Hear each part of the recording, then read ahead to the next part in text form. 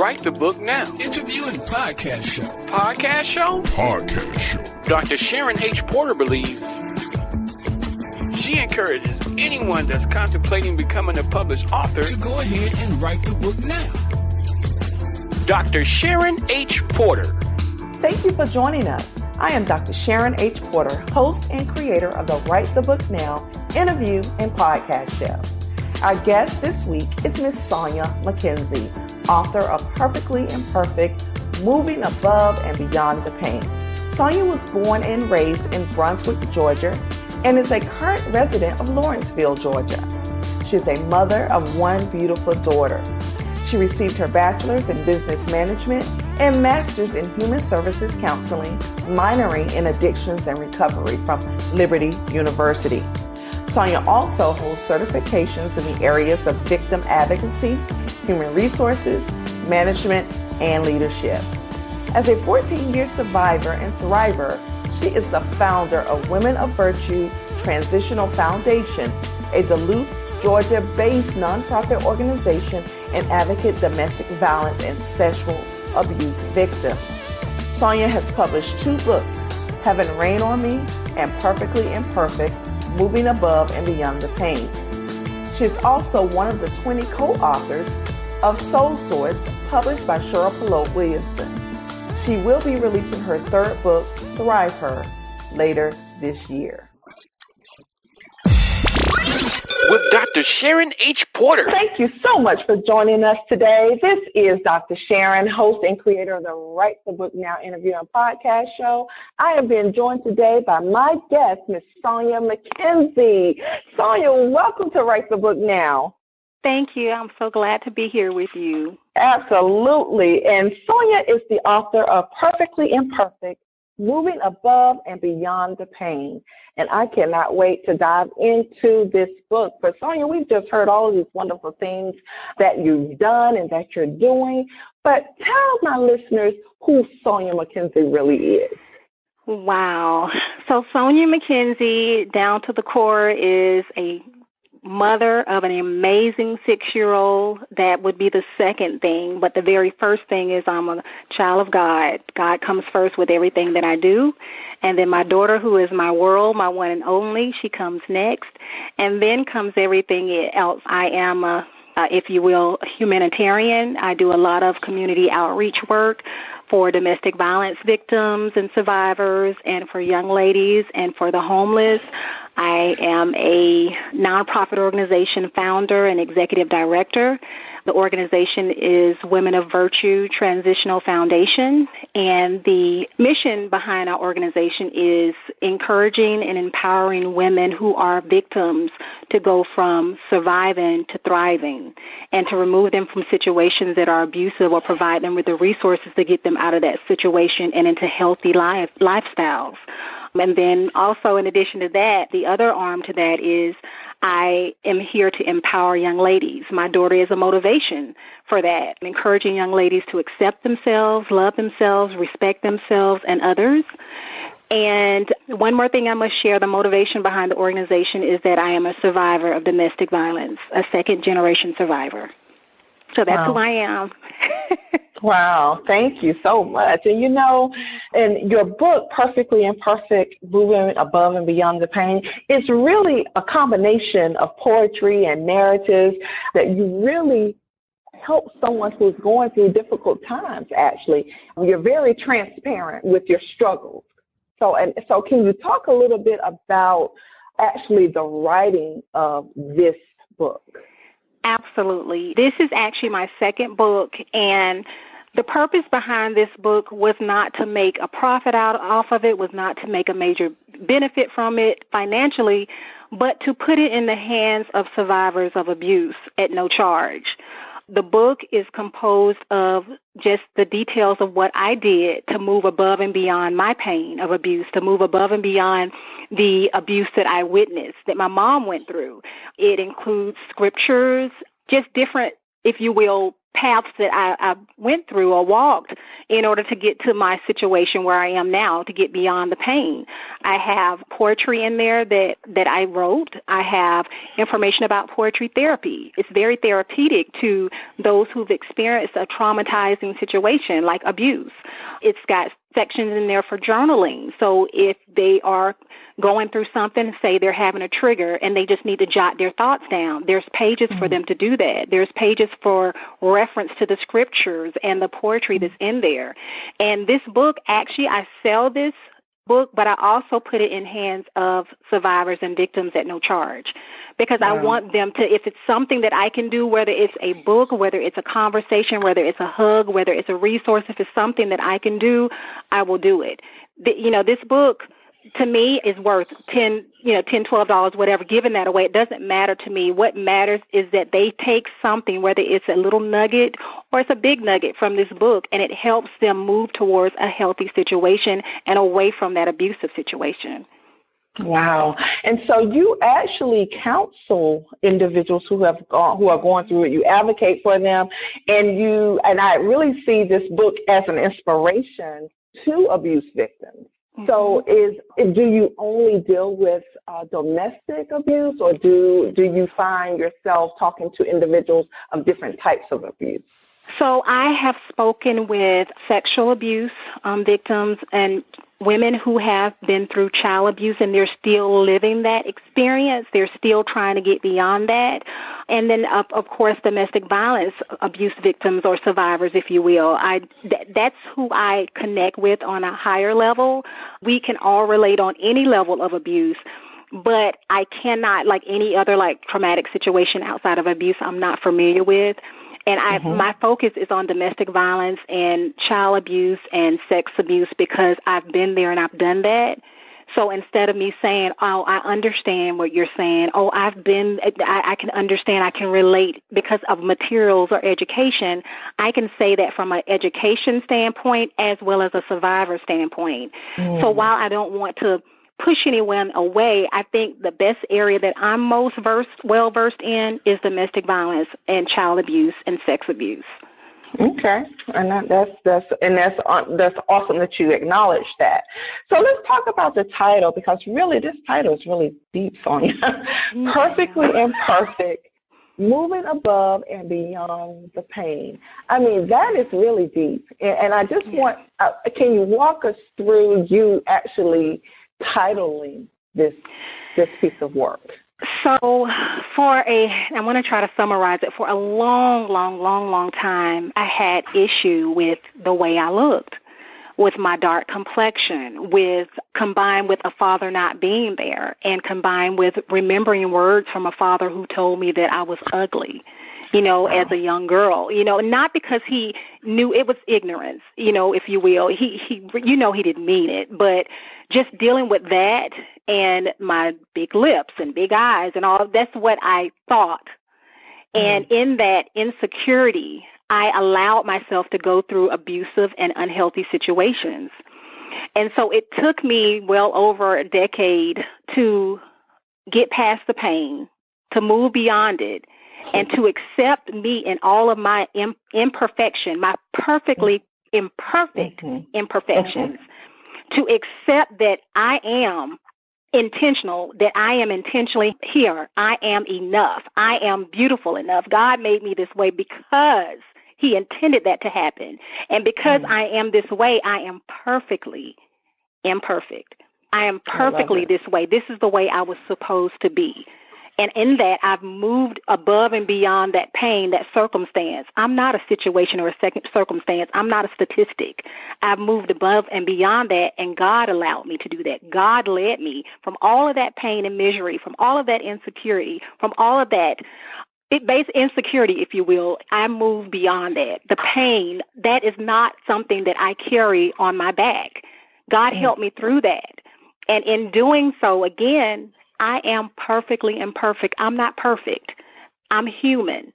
I'm not perfect, and I'm perfectly okay with being imperfect. I love it. I love it. I really love it. I know there was a lot, but I mean, I get so passionate about it because, yes. you know, imperfection is perfect enough. No one is perfect. And sometimes I think we tend to forget about that, and we tend to look at people from the outside looking in. And, you know, I have to throw this out as an example. Someone said to me, you don't look like you've been abused. You don't look like someone who's been abused. And I took a little bit of offense to that, but then I said, you know, wait a minute. It doesn't have a face. Abuse does not have a color. It doesn't have a face. It doesn't have a race. It doesn't have race. It doesn't have an age. It doesn't have a gender. It happens. So what you see from the outside looking in, it's not a reality. The reality is I was a victim, and I was a survivor. And I moved from that to thriving in surviving and being more than a statistic. I'm not a victim. You know, I'm not perfect. I am not what you think you see. I am human. You know, and that's one of the things that gets me all riled up because there's no specific, because there's no specific face, and people often think, oh, goodness, I can't believe you allowed that. You know? So that's my long-winded response to your question. I love it. Yes, I love it. So, you know, and just really speaking of domestic abuse, we are finding in society that for our young ladies, it's becoming younger and younger and not married even, but, you know, just dating. So how do you address a young lady, you know, who's just actually starting to find herself and to find love, but then find herself in a situation where she's being abused? How do you assist in that process? What I say to those young ladies, because it's as a teenager or a young lady, first, they don't want to communicate with an adult. They're not interested in communicating with us about what's going on in their lives because they're very emotional at that time. But what I do say to those that I'm able to reach out to, even before or while it's going on, is know that you can recognize an abuser. It's easy. They're possessive. They tell you that they belong to you, that this is mine, you belong to me, you know, very possessive and get upset very easily. They get angry very easily. And what I say to young girls is you have to love yourself enough to move beyond that. You have to understand that you're not deserving of that abuse. You're not deserving of those verbal words that break you down. You're more than that. And you have to love yourself before you can even begin to understand how to love someone else. And so I encourage young ladies, that's my biggest thing with this new Girls Virtue Empowerment program that I have. It's about getting it before it starts. Getting them to a point where they recognize that I am beautiful. I have big eyes, but they're beautiful. You know, I have high cheekbones. I'm skinny. I'm plus size. I'm curvy. I'm beautiful. And I deserve the very best that God has to offer. And I respect myself. I love myself. I love the skin I'm in, whether it's white, black, brown, dark skin, whatever it is. I love this skin I'm in, and I love myself enough to know that someone that tries to possess me, someone that takes control over me, does not love me. I am no one's possession. Wow. So, you know, I try to get to those young ladies and have these kind of conversations beforehand, but if they're in those situations, I let them know what the outcome can be. Just remind them that there are so many situations where men don't make it. They lose their lives. And if you're able to stop it in the beginning, if you see these actions, if he's hurting you or if she's hurting you, then you need to move from that situation. Trust me, it will be in your favor if you do. So those kind of little things I kind of share with them. I actually have a friend whose daughter was in a situation like that, and it's hard. You know, when you don't love yourself, and a lot of it comes from that. It comes from experiencing it as a child or witnessing it and seeing that it is accepted, and then turning around and repeating that situation, but accepting it because it just feels like it's natural and it's normal. Or it comes from not loving yourself enough to say that this man or woman does not, or this young man or this young woman doesn't love me. because you don't love yourself, so you just want someone that's going to love you and be there for you regardless of whether they hurt you. And you mentioned you have a daughter, a young daughter. I do.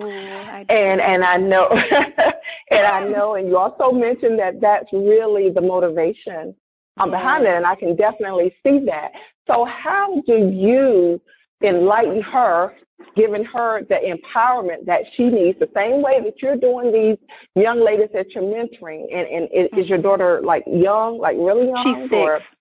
She's Okay, 6, exactly. and I can tell you how I do it. Like, people look at me in awe, and I'm so glad, that they really think that this is a positive thing, because she's always with me. When I go to, as a matter of fact, I'm so proud of her.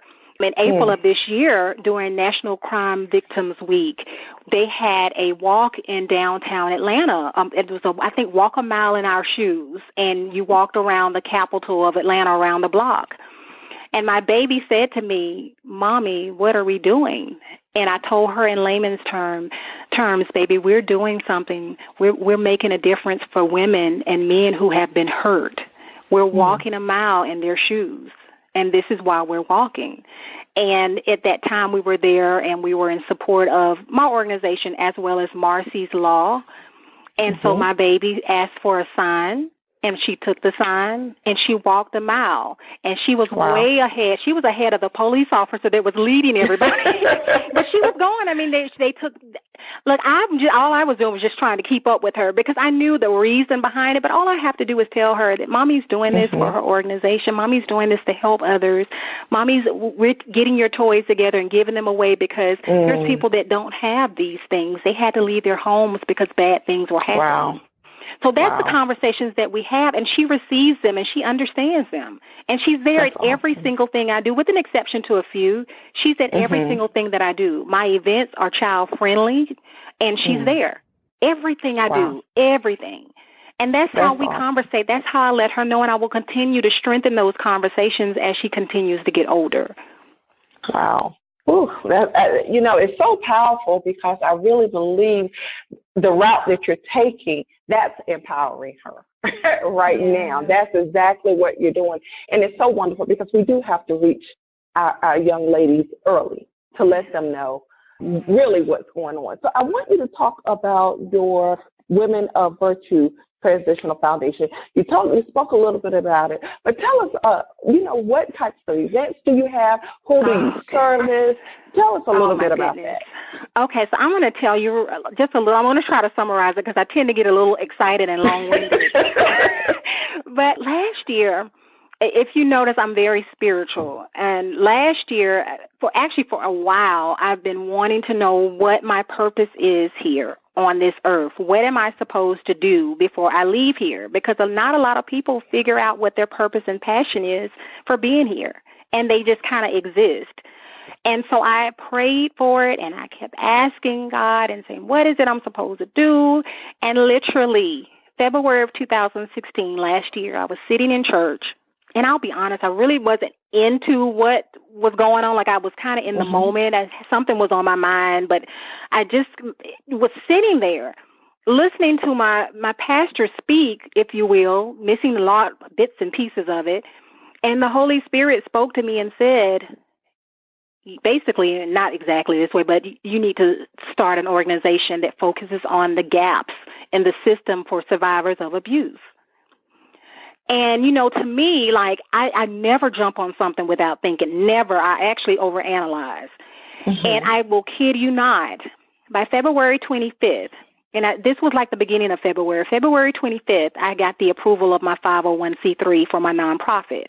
I'd already done all the paperwork, the business license, the name. I can't even tell you how the name came about. I believe it came in a dream.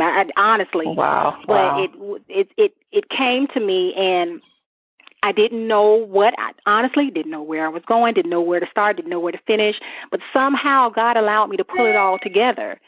And with my organization last year, it was wide and vast, a big, huge mission statement, I'll be honest, that I wasn't able to bring to fruition, not all of it.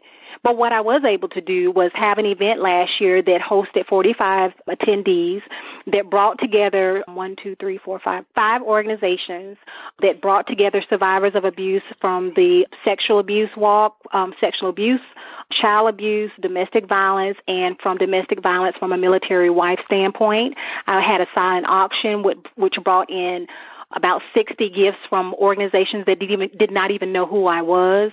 I also was able to feed 21 people last year, 6 families, and provide them with food boxes, and each one of their children was able to receive 5 gifts, 3 of which they wanted from their wish list. I was able to go and speak my first time was at my event last year, and the very next day I spoke at a church.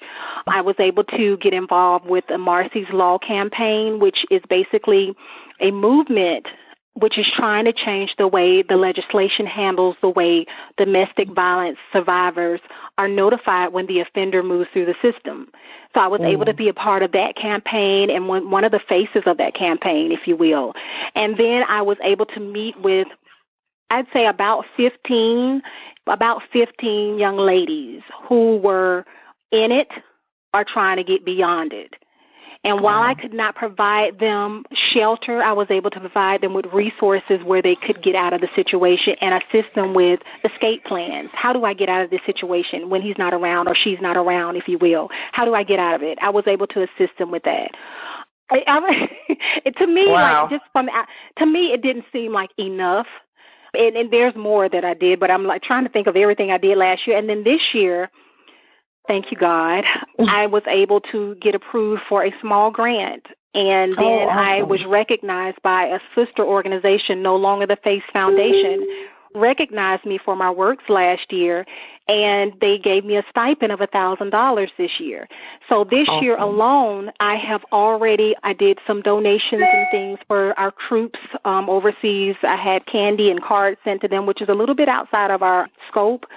But then I also was able to, in my hometown, as a matter of fact, this upcoming weekend, I will be hosting a book pack giveaway and basically hosting 25 children, giving them backpacks and supplies and cupcakes and speaking to an officer. And what else are we doing? We are the biggest thing. I'm so excited about it.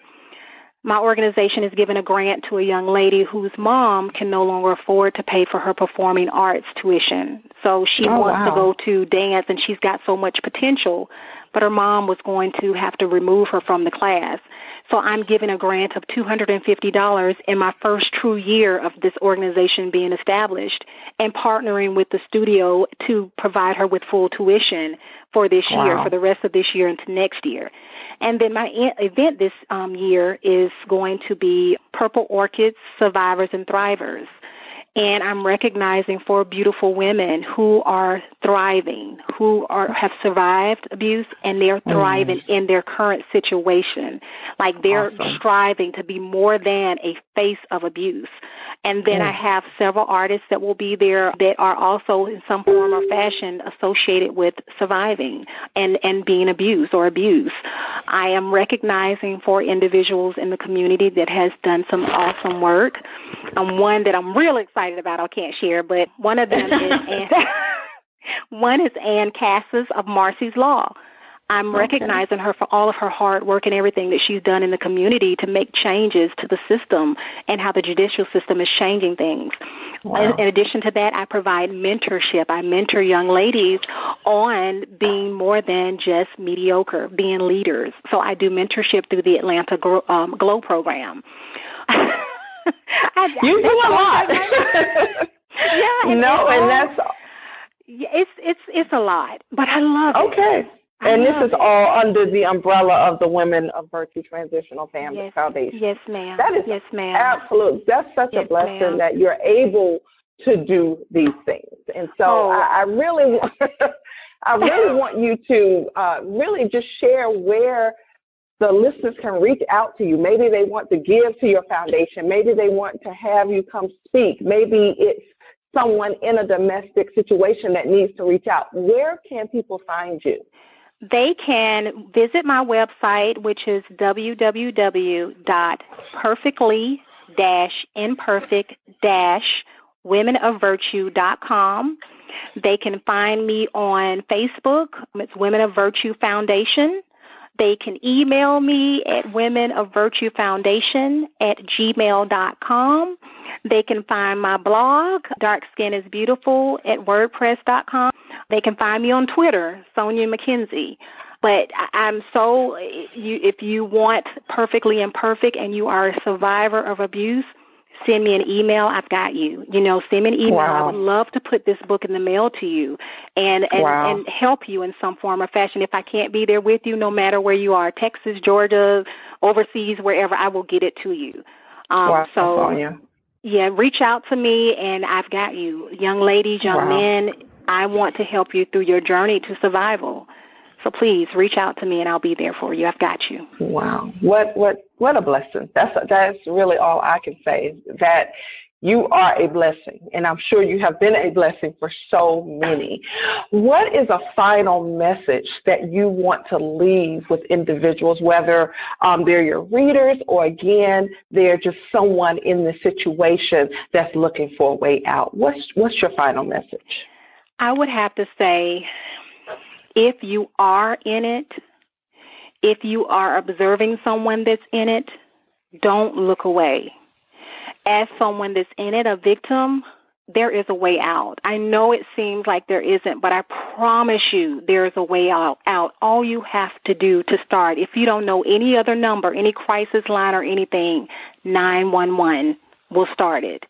The National Crime Victims Line, you can call that.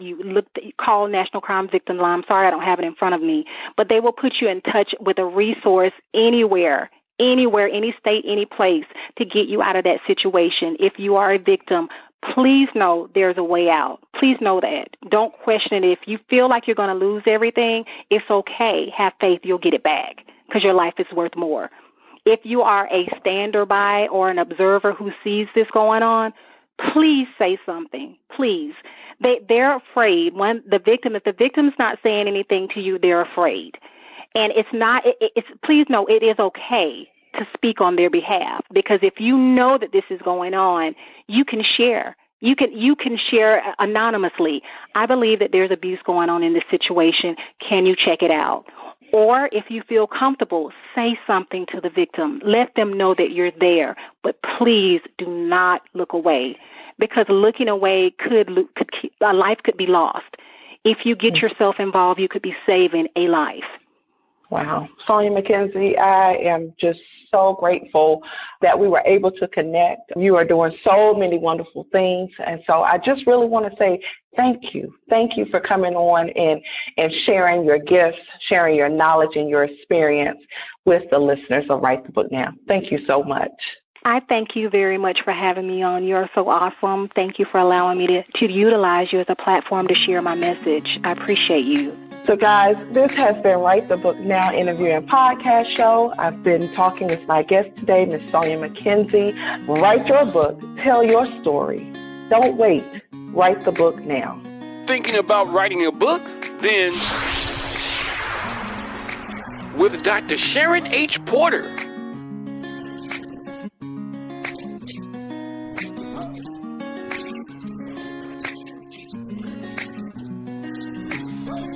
Twitter. And if you're contemplating becoming a published author, Go ahead and write the book now.